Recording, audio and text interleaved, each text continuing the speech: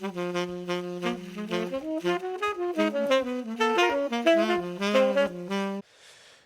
you doing, folks? This is Charlie here from Service Please. We're here today to talk to Mr. Matthew Murphy. Mal has 25 years experience in the hospitality industry. He's worked everywhere from bars to restaurants, to festivals, to private events. He's a wealth of experience. He's seen loads of things happen, the good, the bad, the ugly, the fun bits, the not so fun bits. So, Matt, wonderful to have you here today, man. Thanks for having me, man. This one, I know you've taken some time out of your pretty hectic schedule. You're in the middle of festival season right now. Yep.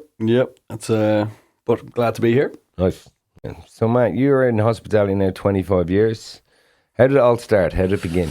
As a lounge boy in the local pub just down the road from my house, and that was grand while I was in school. Handy few bob, you know. It was always good, and you know, enjoyed the work from the outset. So then when I went to college, kind of just fell into that, and I was a bouncer for a time. I was a doorman.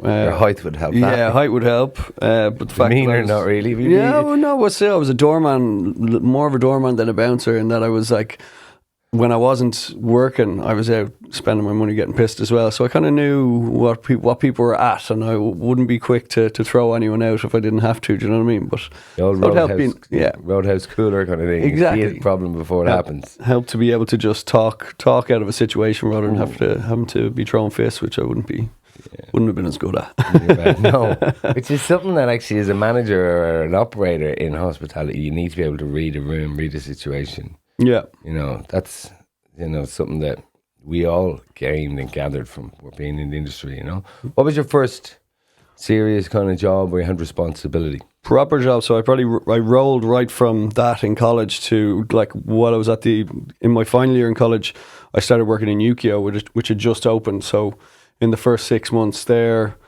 Duncan Maguire kind of saw me standing on the door and said, "Oh, you should come and work here." And I was like, yeah, that made perfect sense to me, you know, rather than getting into rows every weekend and in different bars and clubs around the city, just being in the one spot where everyone was nice. And it was a restaurant that turned into a club late at night and had karaoke booths downstairs.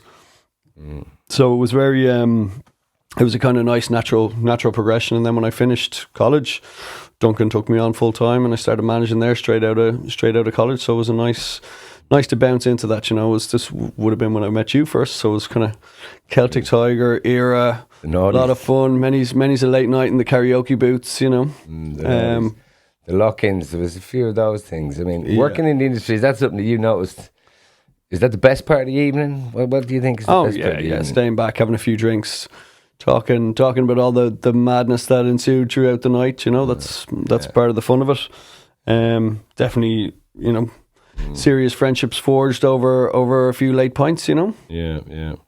So what would you think is, like, on nights like that, before, you know, you finish up, some kind of difficult, hard, crazy stories that would have happened to you with customers or you know, just randoms? You were city centre as well, so you got to see a lot. I mean, there was plenty of madness went on, especially in the kind of early days of me managing Yukio. Like, stuff from, had a woman's hair go on fire one night. That was an interesting one. Handled to some very difficult customers, and, you know, to some very hot and heavy customers down in the karaoke booths, you know. Plenty of interesting bits. People doing more than just karaoke. More than just kissing, Charlie. There's a bit of second base going on downstairs in the booths. Yeah, I hear that. So those kind of experiences, do you think that's something that stood you well, like, in life and other stuff that you're doing, you know? I mean, definitely, yeah. Like, that's one of the benefits of working in hospitality, is you get a master's in how to deal with people and how to approach situations and keep a calm head and be able to kind of, like you say, assess a room, see something that's going to be an issue before it becomes an issue, and be able to kind of maneuver that better, you know. It's definitely a life skill. That can be a handy skill at big family gatherings and things afterwards. Indeed, yep, you know? Definitely can. And you've been, obviously, in hospitality, wearing different hats and stuff. What do you see as, like, a big change that's happening in hospitality now? And, you know, where do you see, you know, the industry going? I mean, there's several changes and challenges in the industry now. Not to sound like old man River, but the youth of today just don't have the same work ethic that our generation would have had, and it's been a really quick change because suddenly we're the old guys, but it's I think it's a knock-on effect of lots of things. Technology has made people think differently and operate differently, but also work-life balance is a lot more of a priority, which is a good thing. Mental health is a conversation which is much more in the mainstream now than it would have been like when I started out. These are all positives, but some of the knock-on effects is that makes it more difficult to manage teams. It makes it a lot more difficult to, hospitality can be really challenging at all times. And when you've got people who, don't want to work more than an 8-hour shift, or I've got a friend now who has someone working with him who he can't do late nights because it's affecting his football. Right. And he's not a football player. He's affecting my five-a-side, Like I can't do the late nights because I can't show up for my kickball the next day. It's like, well, no, that's kind of, you're in hospitality, you work in a late night venue. People have got a little more precious. A bit, not just a little. They've got a lot more precious. But that's again, doing what we do. It's you manage people, and I mean, I've always kind of prided myself on being able to look after good teams. It's something that Sean and I and Bish Bosh, there's an ongoing joke that Bish Bosh isn't a cult, but we treat everyone like family there. It is a family vibe there. Yeah. But that becomes a lot more difficult when people, it used to be you wouldn't show up for a shift and, you'd make up some excuse. Now there's every excuse under the sun and all of them are valid. But it presents its own set of new problems, new challenges. And when you say technology, do you mean like systems in work, or you mean like social media, phones, stuff like that too? I mean, yeah, social media, more that's, I think it's, I'm talking in a broader sense. It changes the way people interact on all levels. It's changing the human brain. Yeah, kids these days are learning differently. They don't have the same problem solving skills or they arithmetic for instance. We grew up learning all of our times tables and stuff like that. And if I see a bill or I'm at a table, someone goes, "We'd like to split that 3 ways." I'll split that 3 ways in my head, but someone else will be footering around and going checking a calculator, and that's grand. Not everybody's good at that, but it's a small example of and even like interpersonal skills, eye contact. Yeah, people being able to, I noticed that people being able to look you in the eye and actually talk to you, in a. That's what hospitality is. Being able to be hospitable. Yeah, and I've had multiple people, like just in the past week, talking about different experiences they've had in restaurants and places that they would have enjoyed going in the past, but the interpersonal skills aren't there anymore. It's like it's what are you having? Yeah, grand, kind of shut down, or if there's an issue, not being able to tackle that or going the wrong direction with it, instead of disarming the customer and saying, "I'm so sorry, what are we going to do about this? Let's get it fixed." Automatically taking it as alarm bells, and then the customer feels uneasy, and it's not as pleasurable an experience, which is what they go out to spend their money on, and yeah. And do you think that's a big part of, never mind the quality of the meal, the quality of the drinks, is that service aspect of it? 100%. That's something that. I'd agree with you. It's a big part, but it's something that has slid a lot in a lot of places. I think so, definitely. And it's this is one of the many challenges. It's really hard to get decent staff and to get them to stay. People the gig economy, which we live in now, it didn't used to be like that anyway. People would stay in a job for a number of years, and you'd kind of get tenure in a certain spot, and people would come back just to see you. Yeah. Whereas now people are like, "All right, I'm doing this for now, but I might be doing something else next week." And And is there any ideas you have around like kind of how to foster or develop that kind of thing? Within the industry, because the industry is struggling to attract people. Because of all the reasons you said, late nights, You're dealing with customers that can be difficult. You know, any thoughts around ways to try and, you know, either some kind of training or some kind of even something that would attract younglings to the industry and make them, you know, you talk about work-life balance. That's something that it should be where people are not doing more than 30 hours a week, having 3 days off in a row. Well, I think, I definitely think that these are places that succeed, you know, take the Bull, for example, or in my experience, Yamamori, are places that have always placed a good emphasis on the team and on the family that are there. And you look after your people, not because you're trying to attract them, but just because that's the organizational culture that that you built your business to be. And that'll hold on to good people, you know. I just got an invite in my inbox yesterday to the 30th anniversary Yamamori, and half the people on there, like half the people that I would have worked there with going back 10 years are still there, you know? Yeah. And that speaks a lot to that organization. But they were always very good about going, right, what do you need? Oh, you want to go back to college? Grand. Well, let's make sure that your roster enables you to do that, or help you in whatever way we can to get into what your personal goals are. Because at the end of the day, you know, the majority of your crew, they're not there for your benefit. They're there for their own benefit. So if you can help them achieve what they want to achieve, you're going to get what you want to achieve back from them, which is a good, motivated employee who's willing to go the extra mile for you. Yeah, if you're a happy employee, they're more productive, they do a better job, and then that reflects on the business. Yeah. Exactly, yeah. And like going back to what you said, I definitely think it's, you know, people want that level of good service, and it kind of, people feel the energy of a tight-knit crew and of people who are happy in their work when they sit down to have a meal. Yeah. And people are more discerning now about where they go to have those experiences, because there isn't as much disposable income as there once was, you know, with prices going through the roof. Yeah. In every kind of. Yeah. And would that be something you'd see, like as in, you know, for the industry for the next number of years, to try and like have positive change? So with positive change, would you be like looking at more, you know, a lot of places don't like treat their staff and their crew as positively as that, or, you know, look after them, essentially it was called, you know, it's good to work there, they look after you. You know, is that the kind of stuff you'd like to see, or any other ideas on I'd love to see it. I think it's common sense. It's no-brainer stuff. If you want your business to succeed, you know, the most important bit of capital you have in that is the human capital, and you have to take care of them in order for the business to keep going.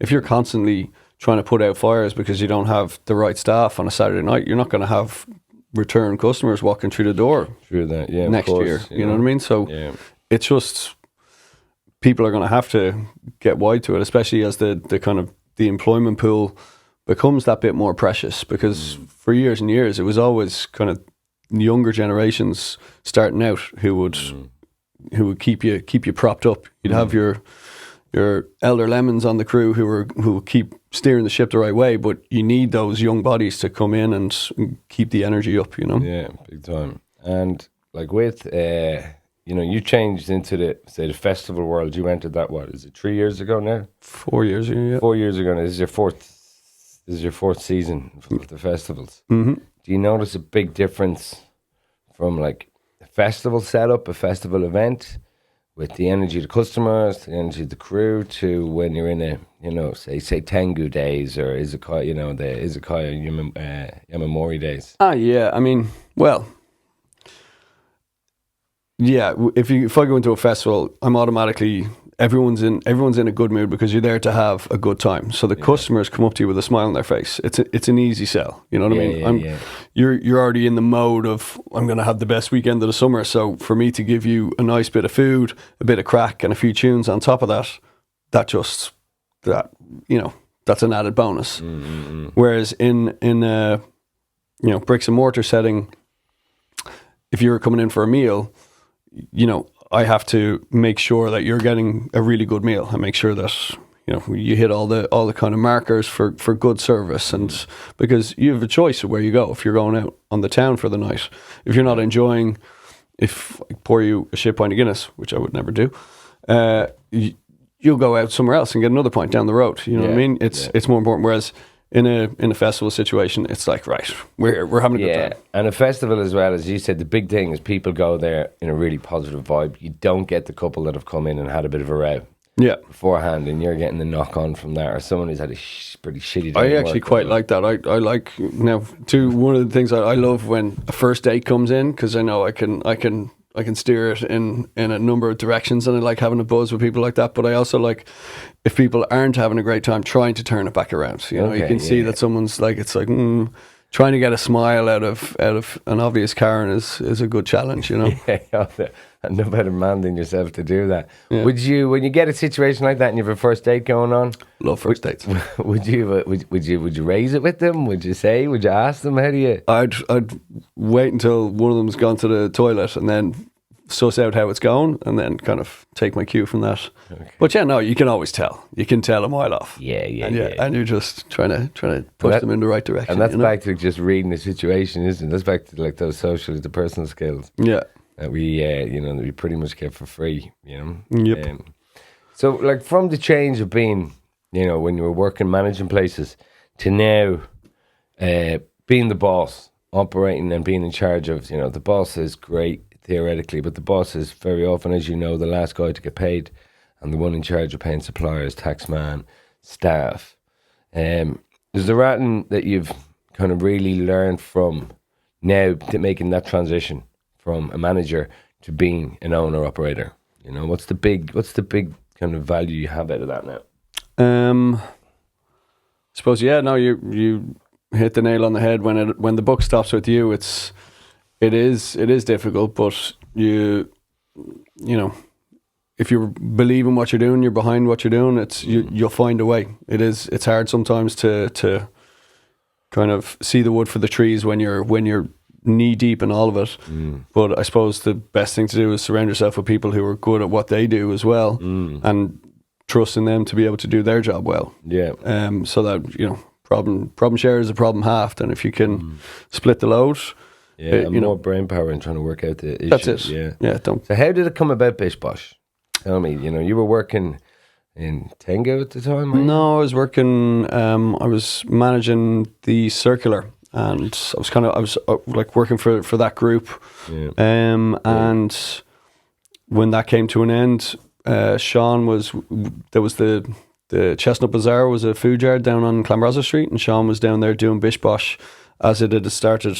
Sean started Bish Bosh the previous summer, and I was helping him out. Kind of just we were doing it out of a gazebo in Bushy Park Market. And then when I finished up in my previous job, I started a little coffee container beside him, and we said, why don't we join these two things together and have coffee along with Bish Bosh? So we bought ourselves a container, stuck it in the yard, and it was a great little spot for the time it was there. There was saunas, and there was Alana had a massage place there, and there was a pizza guy, and there was another Brazilian guy doing burgers and all this kind of stuff. And we had a little stage. We used to have live music. It was really nice. It was a good project. Now, unfortunately, the use of the yard wasn't allowed by the council, because we were using it for meanwhile use before it was getting developed, but they didn't see it the way we saw it, so we had to stop it.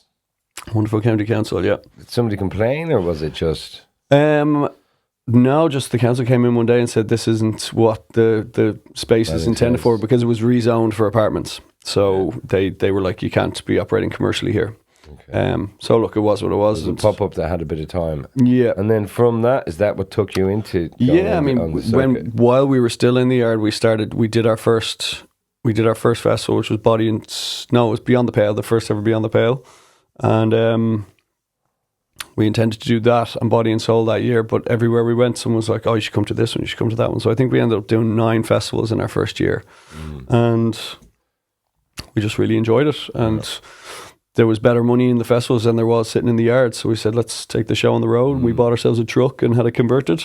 And then, And stuff like that, like going through that journey of buying a truck, converting it, it's your first time doing this. So, how was all that? That must have been a bit of a learning curve, was it? Bit of a learning curve would be to put it mildly, yeah. It was a very steep learning curve. I would tell anyone, don't buy a food truck. Not don't have a food business, but buy a trailer. Food truck was just like one little pitfall after another, but it made it very difficult in our first kind of year and a half of operations because there was issues with the truck and with the engine. Whereas if you have a trailer, you can just tow it to wherever you need to be, you know.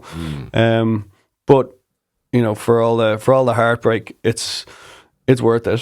Yeah. It's you know, you're not going to make your millions overnight. That's for damn sure. But it's really enjoyable work, and it's, you know, I get up every day with a big smile on my face. I love what I do. It's hard work, but it's worth it. It's graft, yeah. And you guys kind of put in some changes with, I suppose, wellness and people welfare for the crew this year regarding how much work people would do at a festival, didn't you?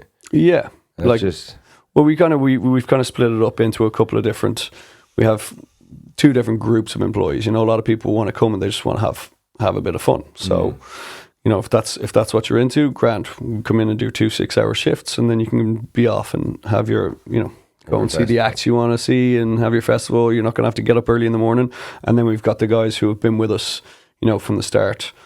Our rigs, like Des Egan is the main one, and he'll come in, and the guys, Des and Leo, will be there first thing in the morning with myself and Sean, and putting in the hard yards and making sure it all runs smoothly, which it does. It's been, you know, there's been plenty of learning across the last couple of years, but everything now is running like clockwork, which is great. You know, it's nice to see it finally come to the vision, come to what we saw at the start. You know, yeah.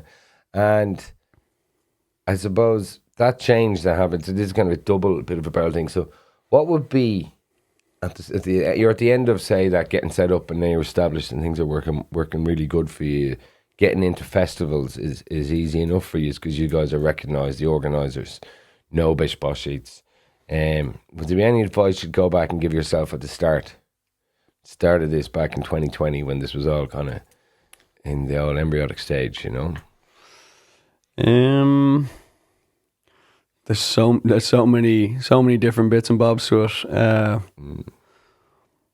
I don't know. You just get the trailer, fuck the truck. Yeah, that'd be number 1 with a bullet. yeah. Do not do that. Yeah. It would have saved us a whole lot of heartbreak.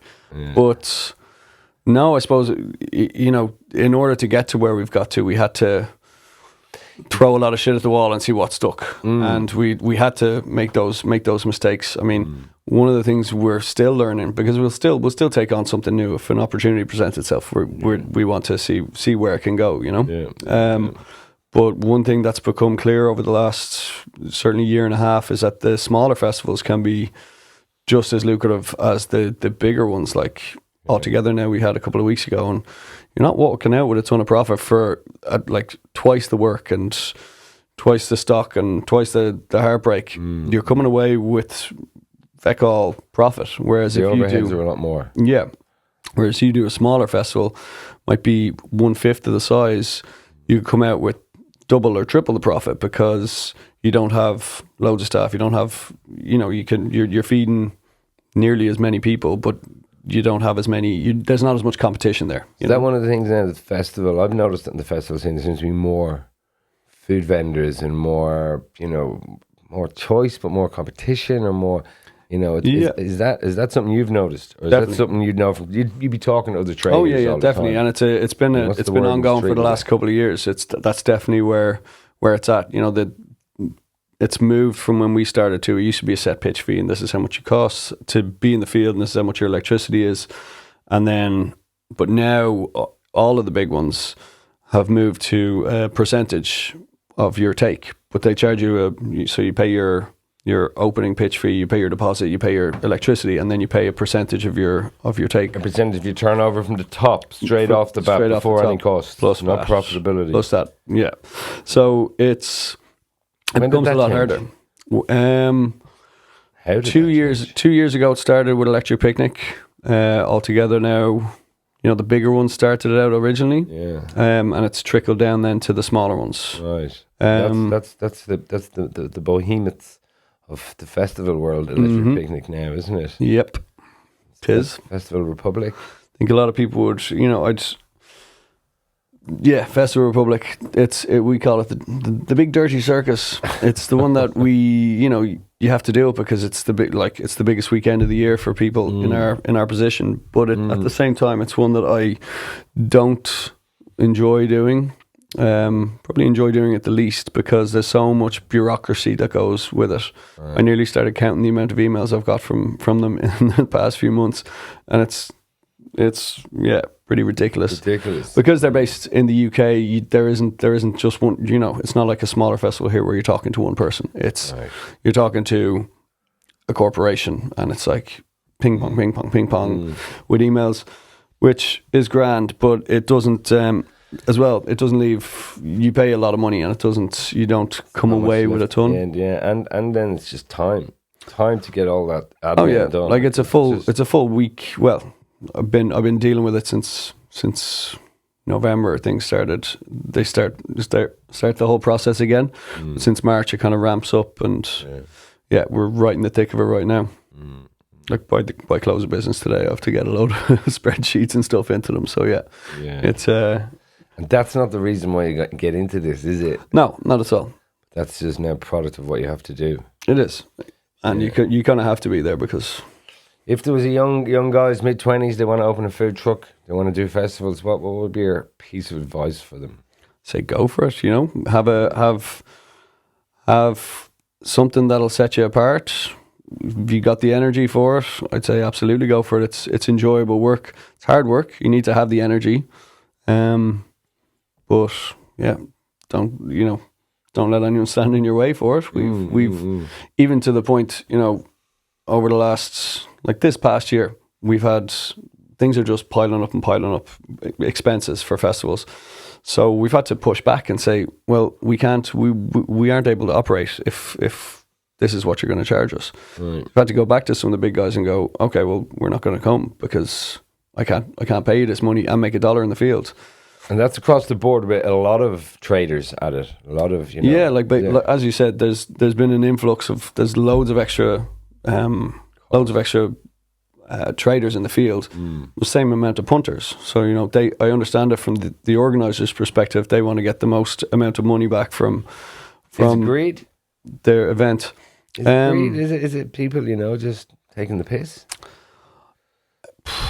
I mean, with the whole, it's kind of not naming any names, but I just mean with the is that what you see with this oversaturation that's happening? Yeah, as you said it there, more traders, more food stalls, the same number of people, so that dilutes the So it makes it harder for the traders to make $1. The event is still going to make the same amount of money because the extra spend from the punters is going to be the same. It's just going to be split out amongst more traders.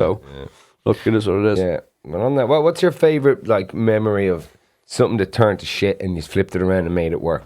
Where it was like there was a moment where this is, we're about to implode here. It's going to sink, and then you just managed to pull it off. Because I know you have a team that is pretty creative with getting shit sorted when it needs to be done in the moment. Probably the first ever festival we did, which was Beyond the Pale, and it was the last night of it, and the main stage is just closed, so there's like 1,000 people walking back out past us, and we were just running out of food, so we're like, right, get every bit of food we have out, and we were just dumping stuff onto the flat top.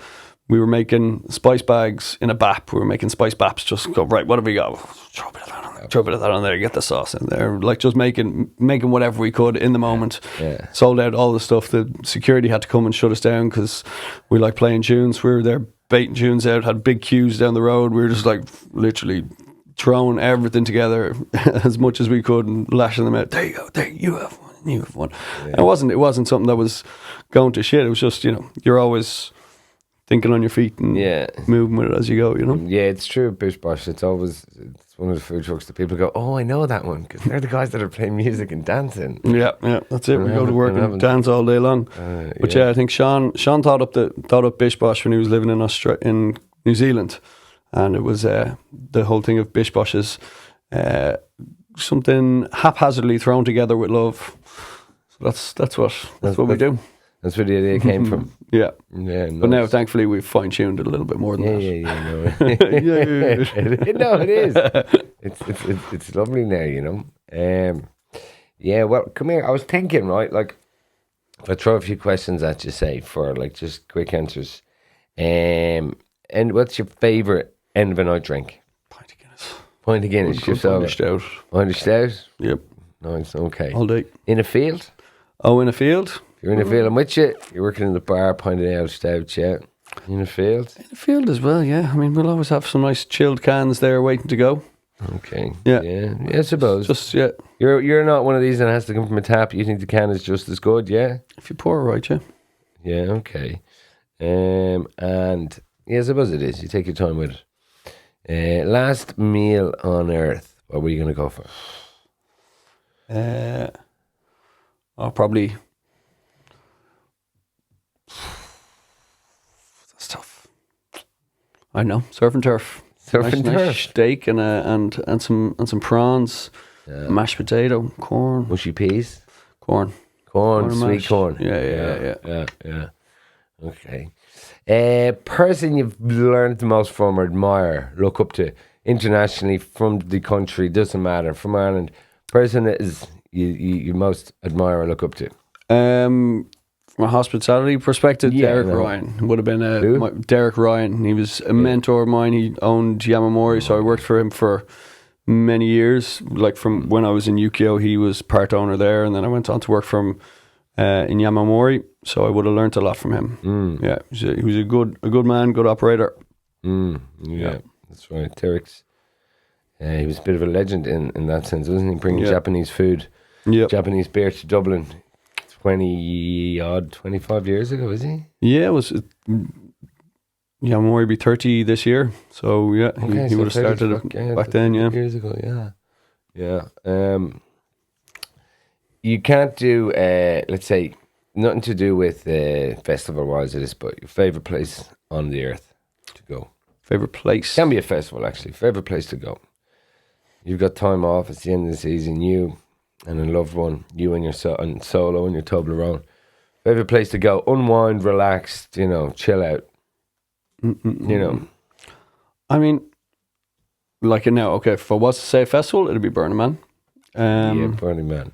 But there isn't one set place because I like traveling around a lot, and I'm not much one for just a sun holiday going and sitting still. I like to be on the move. So going to new places is something I enjoy to do. So it'd be jump on a plane and somewhere close enough. I don't know. I love going to visit my brother and his family in Barcelona. Is always nice for just a bit of downtime and to not have to do anything because it's kind of switched the brain off.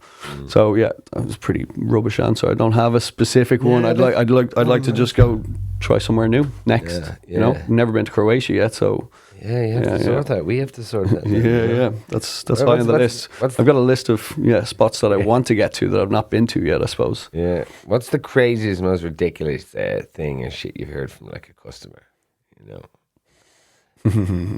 Like just the word paganophile.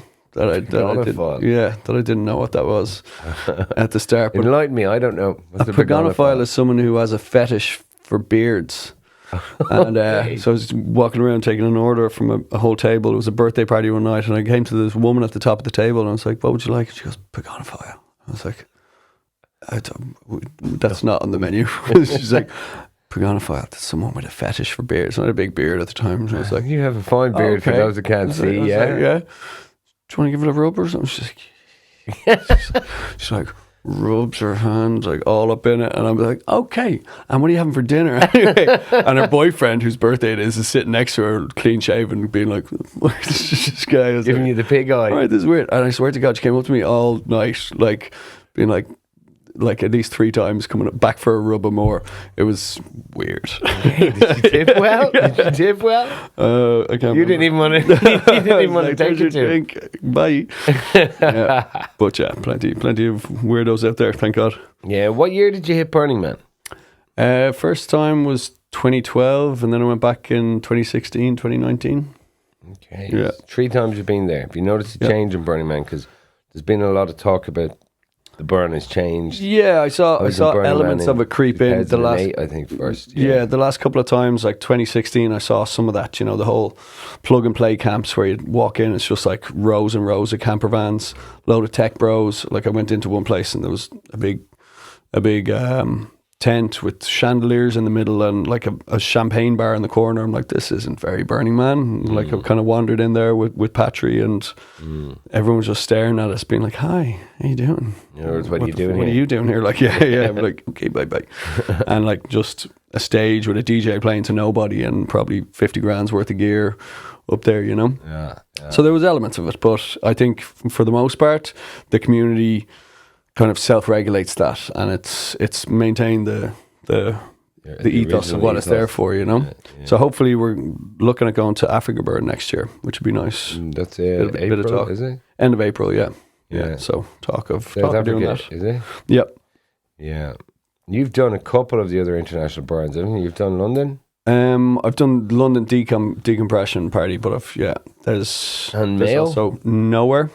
And Mayo, you done the Mayo burn? Oh yeah, but that's a kind of it's an unofficial kind of regional one. It's not on the calendar proper, but the crew that we go to, that I went to the burn with last, are called Celtic Chaos. They're a fantastic group of people, and yeah, they'd be heavily involved in doing the one in Mayo.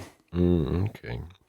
Yeah, that was good fun. You know, what do you think of then with festivals and where they're going with what we just spoke about? You know, what do you see? Because I've heard from speaking to festival, you know, from the industry, that a lot of places are struggling, either with numbers, and that's from the organisers to the traders and people's social habits have changed. I mean, there's the recent thing where everyone's, you know, into more fitness, the younglings today. Yeah. So where do you see, like, you know, we have a pretty packed calendar of festivals. Yeah, big time. I mean, there's, you know, going back to what you were saying earlier, I think this is one of the challenges facing not just festivals, but facing hospitality in general, is the tendency now towards, you know, people are more, you know, wellness and fitness conscious. You know, the younger generation they're drinking in lower numbers than ever before, which, you know, from a health perspective is a good thing, but also from a mental health perspective might not be the best thing, because, you know, in years gone by, we would have spent a lot of time down in the pub and you've got this social connection, whereas now you're going to the gym and on the treadmill by yourself, not having as much of a social connection and taking schnapps and sticking on Instagram. Yeah, there was camaraderie. And there was a camaraderie in it. Might not have been always the best thing for the body, but good for the soul, you know. Yeah. But I think from a festival perspective, like you say, there's the calendar is saturated, but things will always have a lifespan. And a life cycle. You know, you look at Electric Picnic now and Oxygen before it, you know, it got to a certain point and then things will naturally get to where they're going. And things can only get so big. You know, you've got everyone trying to get to do more. But things die off, new things pop up in their place. It's just the circle of Do you see a trend going somewhere with festivals? I mean, look, from what we were talking about there, you know, I definitely think there's in a bid to survive, they're trying to make as much money as they can, which, you know, that's. But Electric Picnic is very different from John Reynolds when John Reynolds first started, huh? Like compared to what that was. It was a one-day gig, I think, first year. I think the first time I went was 2008, maybe, no, 2007. So yeah, huge changes since then. It's a different animal entirely. You know, altogether now it's kind of gone back to what EP was in its early days, which is really nice. It's a really well put together gig. But yeah, there's time will tell. Lots Social of good media stuff out there. Such a big change in it as well. People are there what they want to. You know, everyone's Instagramming it, Snapchatting it, and the images. And they're all about getting that, isn't it? Yeah, like. You always see all the phones up in the sky. You're like, what's the bloody point? You're going to go back and watch that 30-second video, or could you just sit here and watch the show and enjoy it? Be present. Yeah, and have crack with your friend beside you and have a dance. Yeah. You know, that's what I think people should be striving towards. Yeah. Well, Matt, it's been excellent chatting to you and talking to you, and Thanks, man. just chewing the fat on this kind of stuff. Thank you so much for coming in, bro. Absolutely, Been man. really Thanks for great, having me. You know. Yeah. So, Matt, great having you here. Thank you. Great catching up. So, look, guys, that's it for today's episode, this week's episode. Hope you enjoyed it. It's Charlie here from Service Please and Mr. Matt Murphy. And remember what they say, stay classy.